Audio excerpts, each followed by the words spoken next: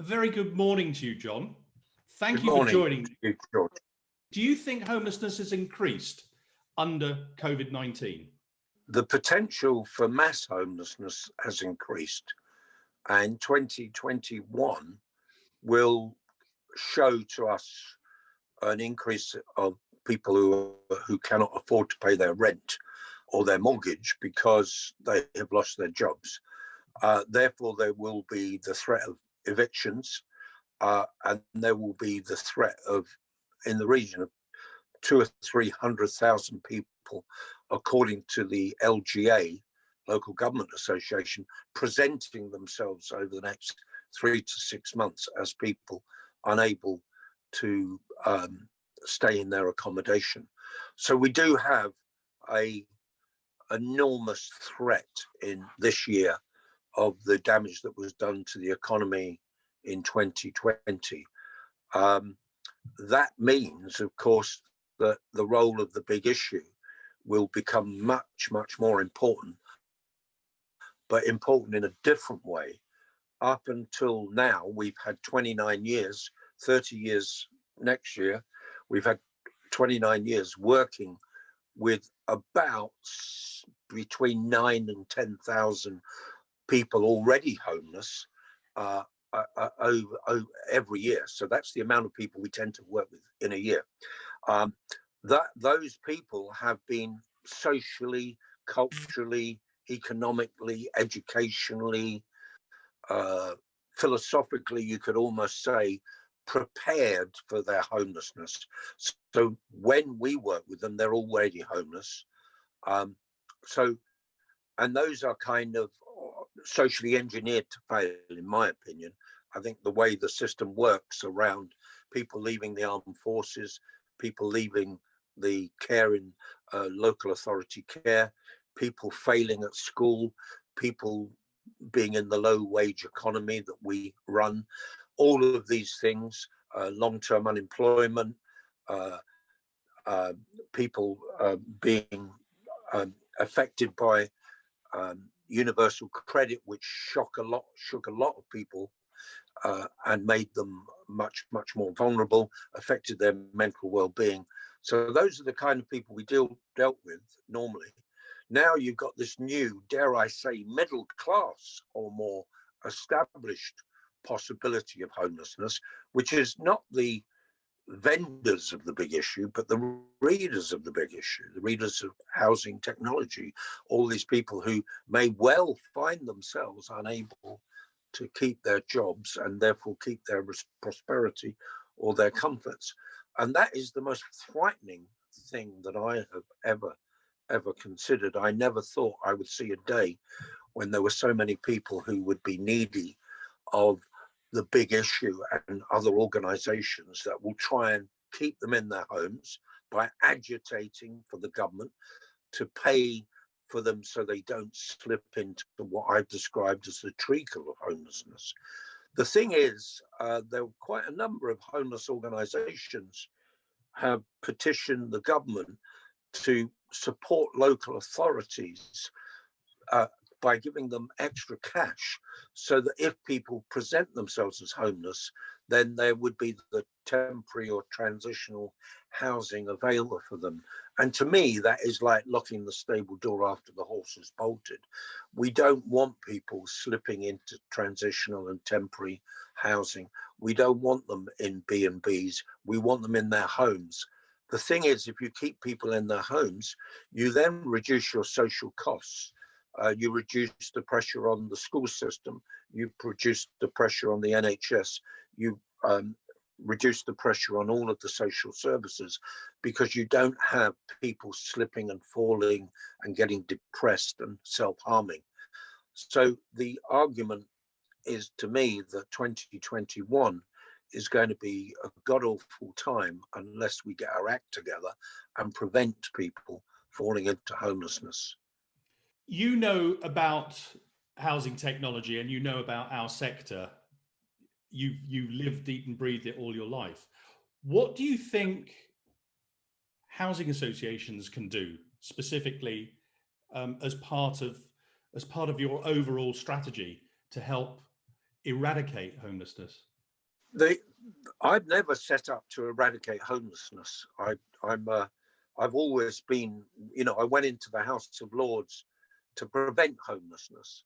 I didn't go in to gradually, build more and more houses. So that my argument has always been around prevention. That's not to say that the big issue isn't an emergency response, because it is, and we work with a lot of emergency groups. But the idea of eradicating homelessness is a bit like getting rid of the spot on the face.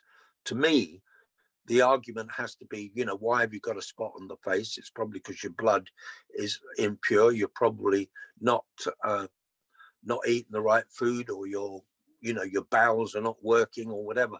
So my argument is we've always got to find out why people are homeless, and then stop up the problems. As I said earlier, stop children coming out of local authority care at the age of 16, and within a few years, even though they probably had about £1 million spent on them, ending up selling the Big Issue or other things. So I'm very, very interested in preventing homelessness raising its ugly head, and the idea of getting rid of homelessness is the wrong way of looking at it. I think we've got to prevent homelessness. And what housing associations can do, here comes my cup of tea. Oh, thank you. Can I have another tea bag for it? Yeah. Sorry. Forgive me, Mike. Yeah. Sorry, I'm terrible. That's all right. My large mug with 3 tea bags. Aren't I terrible? Anyway, yeah, I mean, what housing associations can first of all do, is work very, very closely with their tenants, so that if people, through the lack of prosperity, COVID-19, poverty, keep them in their homes. Really work very, very hard. Don't resort to evictions. Obviously, you've got to evict people for antisocial behavior and for other reasons like that. And obviously, one would never want to stand in the way of bad social practices, because housing associations have a reputation to uphold as being organizations that are there for the housing excellence. It has to be that, and there are many, many housing associations who provide wonderful opportunities. But the housing associations are going to be under pressure, because there will be people losing their jobs. And we have to support housing associations. We have to make sure that the government passes down the funds that keeps people in their homes. The cost of somebody slipping into homelessness, depending on who you're listening to, can be 1.5 to 2.5 times greater. If you keep them in their homes, the cost is less, and it can go up 1.5 to 2.5 times if people slip into homelessness. And it obviously it completely destroys the well-being of our children, and who are caught in the vice where mum and dad can't pay the rent anymore, or pay the mortgage or whatever. And with housing associations, we have to rescue them and make sure that they don't become increasingly unable to carry out their tasks. So they have to resort to evictions to get people in who can pay. John, I'm going to ask you a very personal question now. How do you... 74. I know, I don't look it, do I? I mean, you have inspired a lot of people. How do you maintain your enthusiasm for the work that you do? I am really blessed with a kind of weird form of semi-education. I'm always learning. I have an enormous curiosity. And I don't want to make this sound as though I'm Father Christmas, but I actually love people. I love meeting people, and I'm not put off by people who have problems. I have many problems. I have to be very careful around the drink. I have to be very careful with my natural aggression, which I think I inherited from my family, and also because, you know, living as a boy in slums and in and out of boys' prisons and stuff like that made me very, very aggressive. So I struggle with aggression and I struggle with drink.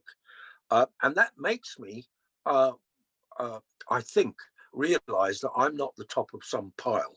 I'm not up there having solved all the problems of my own life, which makes me very, very concerned about other people who may carry those problems, those diseases, social diseases, but also carry other diseases, other problems. And I think that is, I've never met anybody who couldn't be helped by a hand up. I've met many people who uh, require a handout. And I always say, give the handout, but try and make sure that the handout becomes a handout. So but I'm not, you know, I'm not Father Christmas. I'm a pain in the rear. Don't get me started on all the things I love most of all in the world and all the things I loathe most of all in the world. But I think what is interesting to me is that the area that you and I have chosen to work in, which is social distress, which is social justice around making sure that people have somewhere decent to live, has actually marked both of us. You yourself had problems as a child in and around family and stuff like that. I had problems similar, homelessness at the age of 5, 6, 7. And I think it's inspired us to move into an area where we have proved ourselves on quite a number of occasions as pretty useful.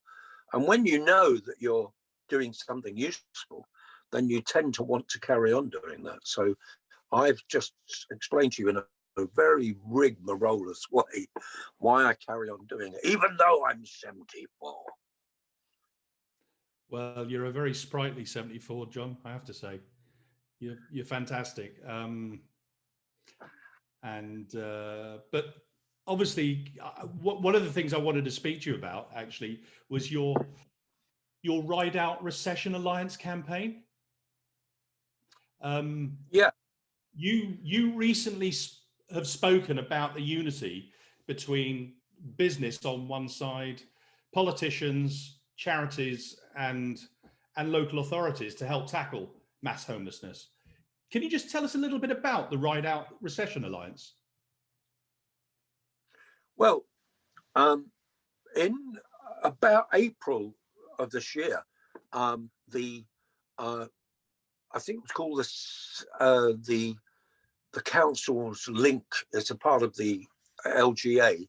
They issued a report that frightened me to death because it talked about 200,000 people presenting themselves to local authorities and to housing associations as being people who could no longer pay their rent and they were going to be evicted. Obviously, the government had postponed evictions and then moved it on, and the flood did not occur suddenly. But we knew that at some stage the water was going to raise around evictions. We knew that it was going to raise around the question of unemployment and people unable to continue the jobs that they were doing pre-2020. So I kind of got my team together in Parliament and also in the big issue and said, look, we've got to do something about this. We can't just stand by and watch hundreds of thousands of people, or even 10,000 people, or even 5,000 people joining homelessness. We have a duty. We all have a duty to prevent people being broken and jettisoned from the safety of their house, from the safety of their family, from the safety of their neighborhood. And we therefore came up with this idea. And I came up with the idea of Ride Out Recession. And the first image that came to me was the one of a surfer. A surfer is on this incredibly powerful, destructive force of nature. an incredibly powerful destructive force that could kill him or her in a fraction of a second, could drown them, could dash their heads, break them on the rocks. But this surfer, this man or woman standing on the surfboard, rides out the recession, rides out the wave, rides out all of the things. So what is forceful and destructive doesn't affect them, because they've got the right tools, a surfboard, they've got the right skills, their own ability to apply themselves over dozens of weeks and months preparing themselves. So I came up with this idea: wouldn't it be great if we could have this imaginary surfer riding out this recession? And that's how we came up with the concept of it. The concept of it, to me, is a very, very simple one. We do not want anybody in the sea, in the ocean, being dashed on the rocks. The metaphor of the sea, the ocean being a great big tsunami that washes away our prosperity. So that's where we started working on that. We approached a number of big businesses, people like Nationwide, who had immediately told us that what they'd done is that they'd banned evictions from for a whole year, from May 20 to 21. So they were not going to deal with any evictions. They were not going to put their people out who were unable to pay the mortgage. They were going to try and come to arrangements. Then we met landlords who were doing the same. Then we spoke to people like Unilever, to Deloitte and other people like that, who were looking at what are the jobs that we can train people up while they're at home. Distance learning, e-learning. What's the thing? What can we do to up the skill of the person so that they could surf over this draconian, monstrous piece of energy that is so destructive called the economy, and the economy changing? What could we do to convert somebody while all of this tragedy is going on? More and more people dying, more and more people being confused because you've got experts coming out of the woodwork telling you to go in so many different directions at the same time. Political confusion, social confusion, medical confusion, scientific confusion. How can we keep ourselves sane? How can we look after our children? How can we look after the vulnerable people in the community? How can we ourselves grow through this and become stronger? Yeah. And that's where the ride out recession came in. That's why we've now, I think we've got about 300 members. About half of those are members of the public. The others are small businesses, bigger businesses. We've now got BT coming in and all those. And they're all asking the same question: how can we help people ride out this recession? And the important thing is we can help them by training people up, create new jobs. So we're working with big job creators. And at the same time, how can we keep people in their homes by convincing the government, if you put people into homelessness, the hit on the Treasury will be 1.5 to 2.5 times bigger than if you kept them in their homes. Well, look, what can I say? Can I just thank you from the bottom of my heart for what you've done? You've inspired me, and you've inspired not just this generation, but many generations and many generations to come. So I thank you for that, and thank you for all your energy, your fire, your determination, in your vision to at least combat homelessness. Thank you very much for your time, John. Thank you very much. And bear in mind that as as people say, where do you begin to sort the problems out? Well, you have to begin by taking the first step. And that means us looking around our community where we live and say, who's getting it right? I think social kindness, to me, is the greatest thing that's come out of the last year. And I think that the Ride Out Recession is, in a sense, an expression of that. It's about people getting together. They don't have to, but that's social kindness. And thank you very much.